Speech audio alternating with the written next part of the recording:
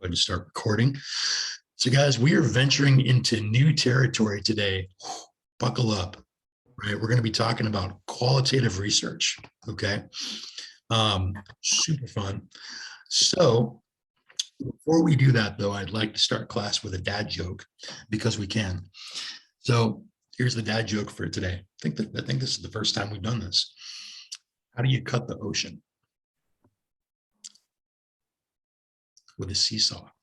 Best joke I've ever heard. Okay.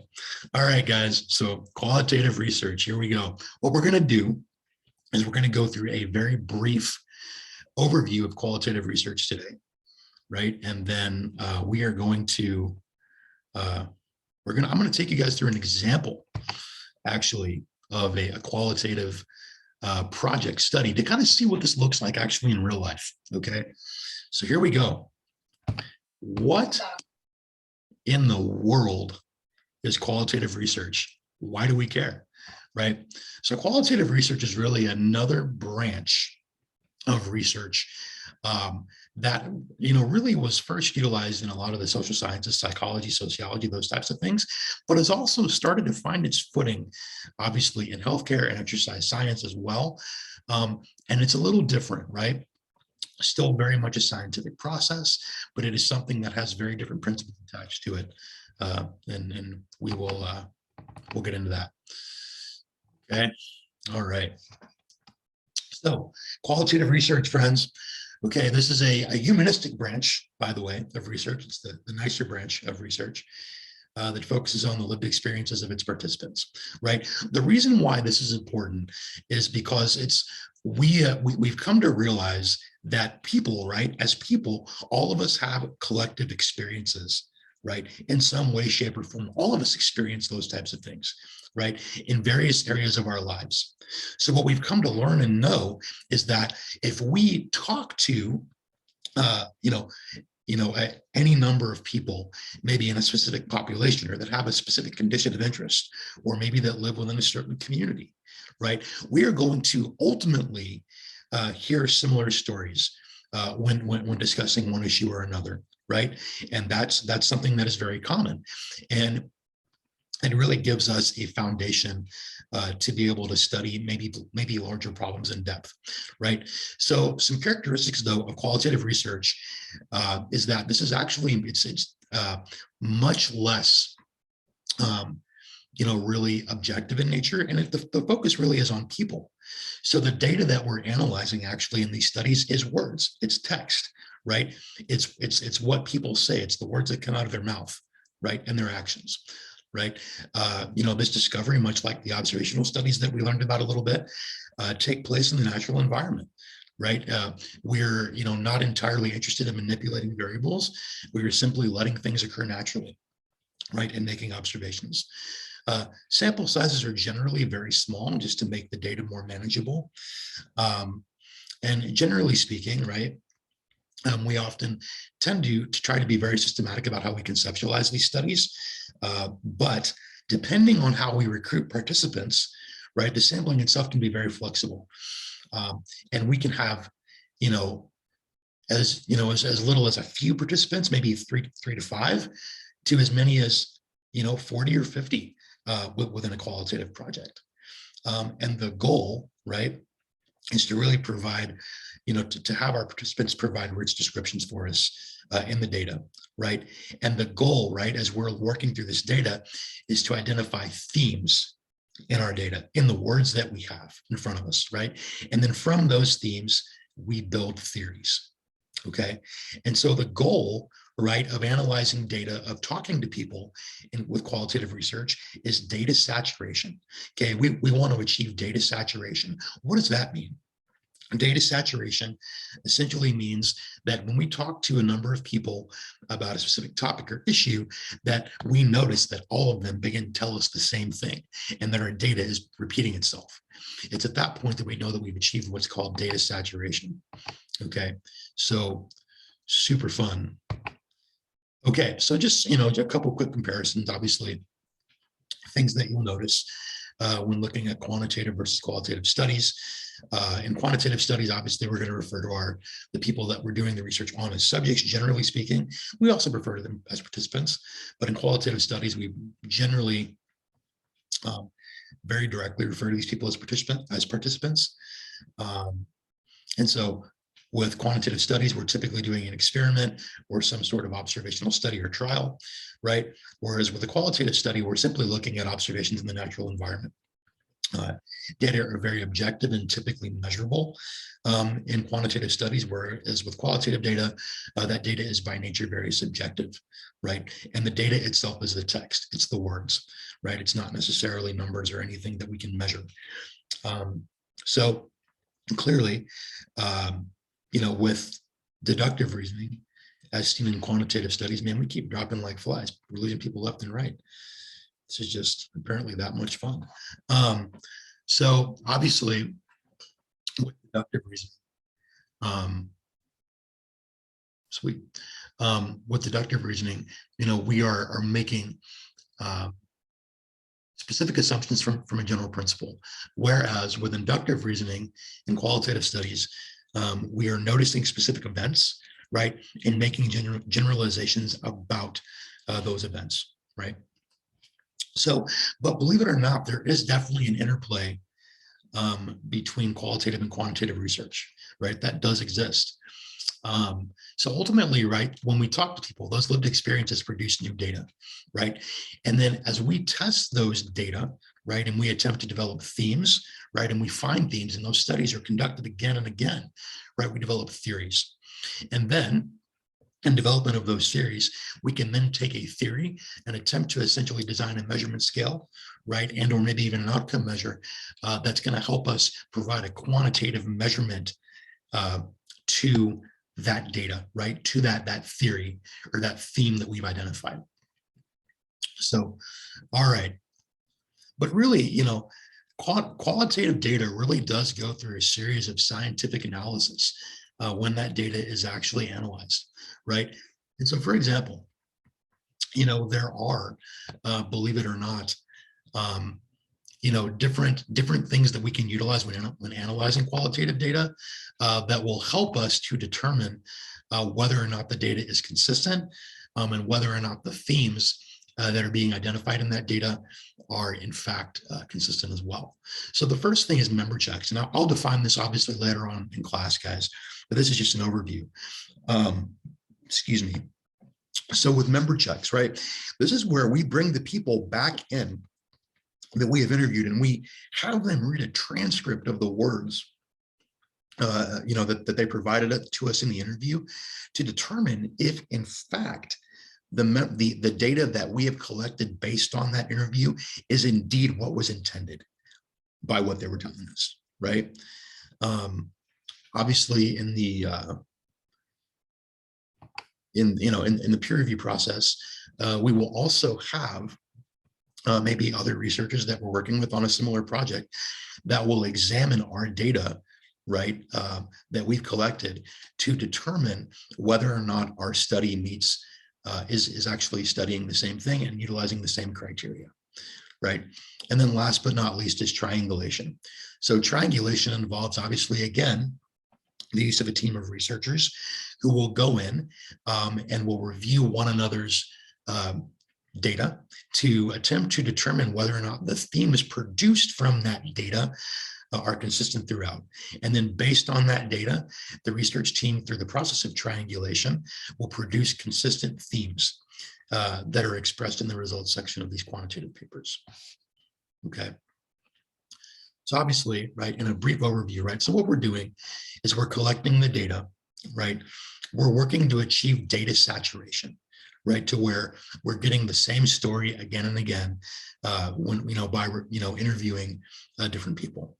Obviously, analyzing that data and breaking it down into themes.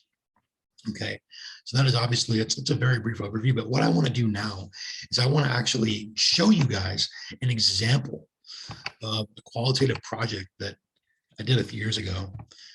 This is actually really cool. This was the real deal. I did this with a couple of patients, or a handful of patients, when I was working on my doctorate. And so this is, at this point, this could probably be updated, quite frankly. But can all of you guys see that? Good afternoon. My name is Wade Green, and this is. Oops, it's been recorded. 1 second. Wrong file. Just kidding. Let me actually get you the actual PowerPoint that doesn't have the voiceover. I was not prepared for that. That was kind of surprising. That didn't happen earlier, by the way. Which is this? Okay. It's only Tuesday, guys. We still have 3 more days left. All right. Let's try this again.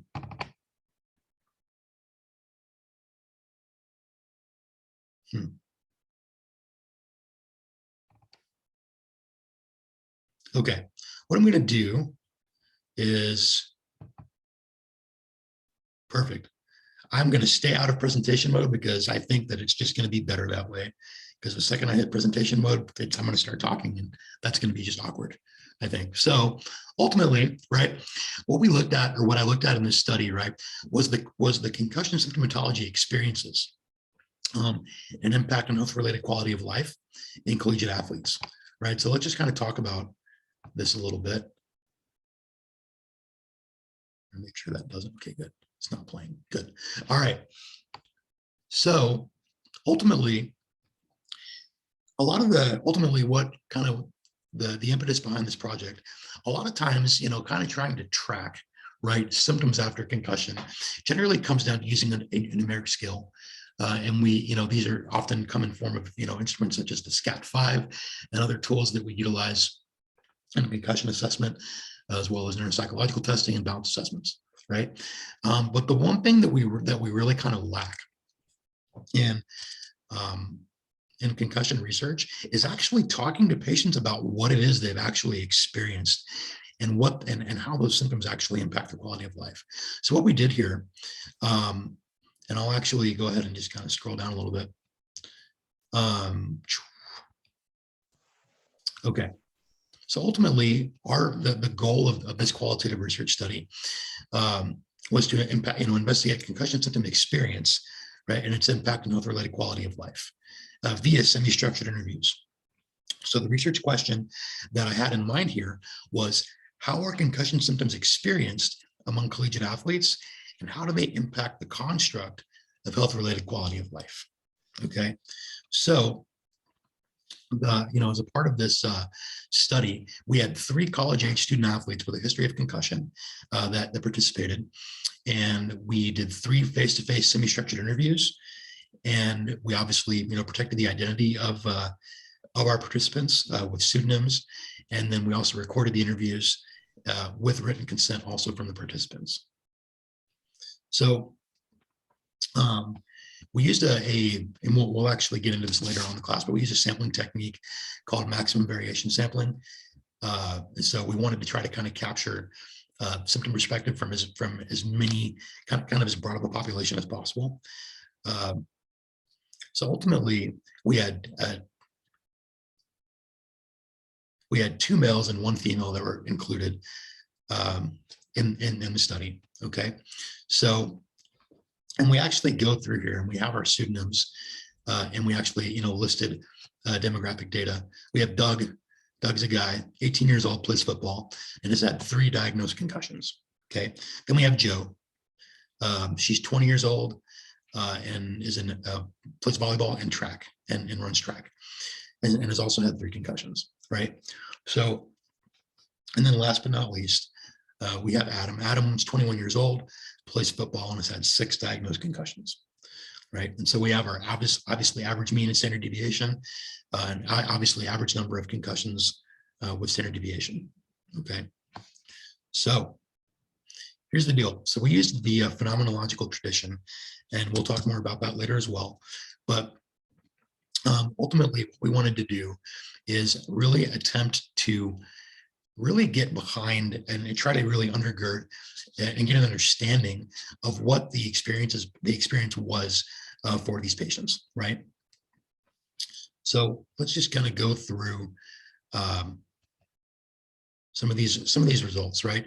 And so we interviewed these patients one-on-one, and the interviews that were actually transcribed by myself. And we also actually utilized member checks, meaning that each one of the participants came back in, read through the transcript, and told me, yes or no, I do think that this truly represents what I was attempting to communicate, or no, it doesn't. And here's how we should, essentially rectify that. Okay, so ultimately, based on our data analysis, right, we came up with 5 themes that were noticed. Okay, and those were flawed symptom conceptualization, cognitive affective symptom impact, social relational deficits, memory considerations, and present and future health related quality of life concerns. So we had 2 other themes or 2 other content areas that we did not code into themes, right? And those were academic symptom impact, so looking at academic accommodations, and then biomechanical influences. All right. Okay. So as far as, so now we've, obviously analyzed our data, right? And I'll show you guys, I'll pull up a copy of a code book and show you exactly what that looks like. But, we identified this theme of flawed symptom conceptualization, right? And that ultimately, right, people ultimately held the idea that all concussions actually had a very similar symptom experience. They're all the same, right? Or that there was an expectation that that the symptoms would either not be that bad and or that they would be debilitating, right? So let's look at some of our interview questions. So in this theme, these are actually what our patients actually told us. So Doug, for example, Doug told me, he said, you have a concussion, or you have one, when you start feeling dizzy and have all of the symptoms. So, the theme of flawed symptom conceptualization, sorry, right? He essentially ascribed, right, the, definition of concussion to feeling dizzy and having all of the symptoms, maybe not just 1 or 2, but a number, right? And then we have Joe, okay? Joe is our lady. She says, I have all the symptoms. I definitely know it's a concussion now, but at the beginning, it was just memory loss. Okay, I thought I was just having little brain problems, but I definitely didn't know it was a concussion, right? And so ultimately, obviously too, context here is extremely important. Concussion can obviously be diagnosed, with really any neurological deficit after traumatic, impact or below the head, neck, or face, right? And so obviously, Joe also says here, I had the same typical concussion symptoms: headache, sensitivity to light and noise, balance problems, just the basic ones, right? So once again, there's this kind of this idea, right, or this conceptualization that symptoms are the same pretty much no matter what, or there are ones that are generally thought to be common, right, or run of the mill that define concussion. Okay, so next one, okay, cognitive affective symptom impact, right? So increased symptom anticipation, right? That was one area of emphasis that we noted in this theme. Symptom-centric paranoia, this is super cool, right? And then negative self-concept and depression. By the way, if this is, I know we have some student athletes in this class. If any of this that you find, if you've had, concussion, and this is kind of difficult for you to sit through, that's totally fine. This has been recorded, so if you need to leave, you can totally bow out if this is difficult. So okay, so here we go. So cognitive affective symptom impact, right? So here's what Doug told us, at least in regards to the scene. This is the data that we collected here. He said, Doug says, I would say that since I've had a concussion or more concussions, I've kind of been on edge about a lot of things, just because I always think, well, do I have one? I always think that. Now, because I'm so on edge about it, I'm just like, do I have one? And then I start thinking, and then I actually overwhelm myself into, maybe even experiencing some symptoms. So Doug even goes on to say, he says, if they've had a concussion, they're always going to have it in the back of their mind. They're always going to have it in the back of their mind of that fear of getting one. And he says, he feels like it rings a scary bell. Okay. And so you can definitely see. And so Joe, you can even, when they're describing their symptoms, they tend to repeat themselves. It's almost kind of like there are these kind of points of emphasis and or kind of heightened anxiety. So Joe, talking about her most recent concussion, said it was weird during the game, and I would just tell her, probably the athletic trainer, every time I felt something, and then she repeats, felt something, as if there was, kind of some symptom that was kind of prompting that, and so that was it was really interesting to hear. So, and she talks also about, kind of heightened nerve, feelings of anxiety, feeling nervous, fear, at least with, the possibility of symptom recurrence, doing normal things. And then also kind of shares a little bit about some kind of heightened depression that she's been experiencing. All right. So social relational deficits. Okay. So many of these people we found had a decreased social threshold, right? And chose to isolate themselves.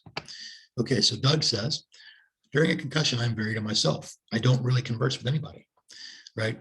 And then Joe said, yeah, it does affect me. For one, I'm very irritable, and I can tell because I have a 2-year-old. So I can just kind of tell the difference of how fast she can irritate me rather than, how she can normally irritate me. And then Adam said, so this may have been a little bit different. He says, no, I wouldn't say, I mean, I can still want to interact and still do. It's just maybe not as lengthy. I guess maybe sometimes you could avoid it if you just don't feel like doing anything, right? So, okay, so long-term consequences. What did they say? So we identified a couple different data points here with this last theme: present and future health-related quality of life concerns.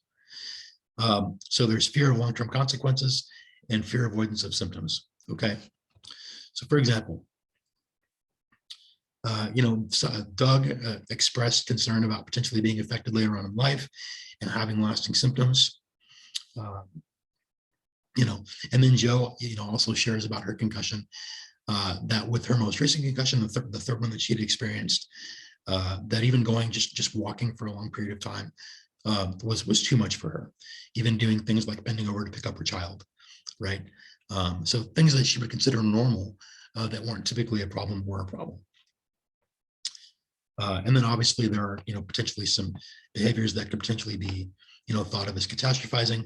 She says, it makes you think about your future life and really kind of wondering if this is always going to happen.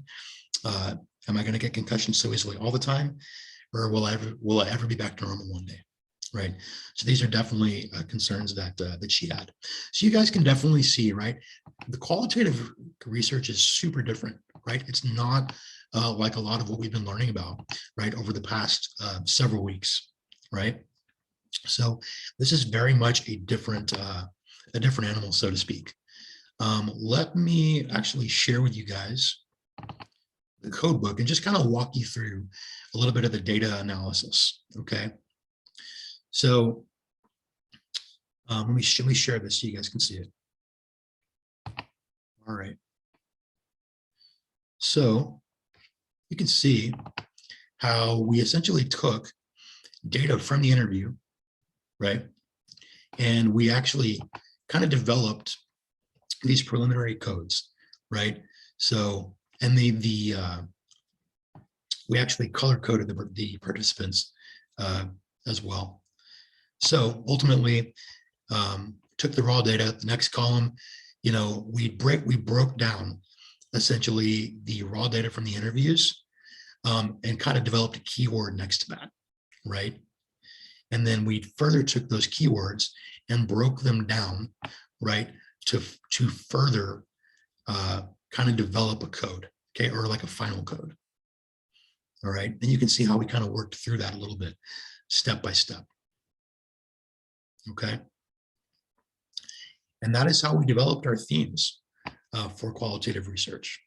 Okay, so that is essentially an overview of this process, right? That is how this works.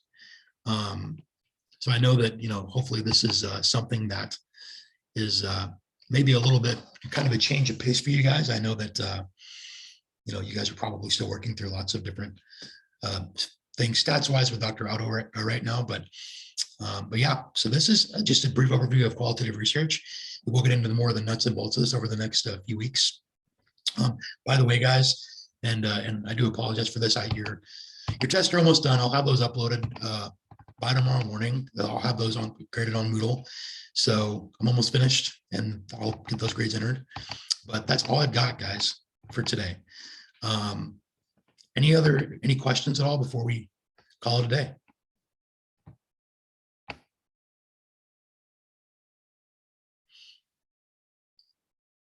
All right, guys. Well, thank you so much, and I'll see you guys on Thursday.